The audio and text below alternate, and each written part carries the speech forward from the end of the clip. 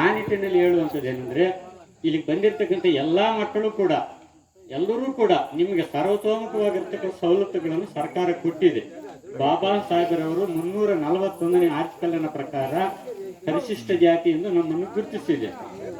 ಆ ನಿಟ್ಟಿನಲ್ಲಿ ಇದನ್ನು ನೀವು ಬಳಕೆ ಮಾಡಿಕೊಂಡ್ರೆ ಬಹಳಷ್ಟು ಬುದ್ಧಿವಂತರಾಗಬಹುದು. ಆಯ್ತಾ? ಮಾತಾಡ್ತಾ ಇದ್ರೆ ಏನು ಗೊತ್ತಾಗಲ್ಲ. ಹಾಗಾಗಿ ನೀವು ಕೂಡ ಆಲೋಚನೆ ಮಾಡಬೇಕಾಗಿರ್ತಕ್ಕಂಥದ್ದು ಈ ಒಂದು ಬಾಬಾ ಸಾಹೇಬರವರ ಆಸೆ ಆಕಾಂಕ್ಷೆಗಳನ್ನು ಈಡೇರಿಸಬೇಕಾಗಿದ್ರೆ ಮೊದಲು ಶಿಕ್ಷಣ ಪಡಿಬೇಕು, ಎರಡನೇದು ಸಂಘಟನೆ ಮಾಡಬೇಕು, ಮೂರನೇದು ಹೋರಾಟ ಮಾಡಬೇಕು ನಿಮ್ಮ ಹಕ್ಕುಗಳಿಗೆ ಅಂತ ಹೇಳಿದ್ದಾರೆ. ಆ ನಿಟ್ಟಿನಲ್ಲಿ ಎಲ್ಲರೂ ಕೂಡ ಪ್ರಯತ್ನ ಮಾಡಬೇಕು. ಬರೀ ಬಾಬಾ ಸಾಹೇಬರವರ ಕಾರ್ಯಕ್ರಮ ಅಂದರೆ ಜಯಂತಿಯನ್ನು ಆಚರಣೆ ಮಾಡಿ ಅಲ್ಲಿಗೆ ಬಿಟ್ಟರೆ ಅವರ ಆಸೆ ಅಂತಕ್ಕಂಥದ್ದು ಪೂರೈಸಲಿಕ್ಕೆ ಸಾಧ್ಯ ಇಲ್ಲ.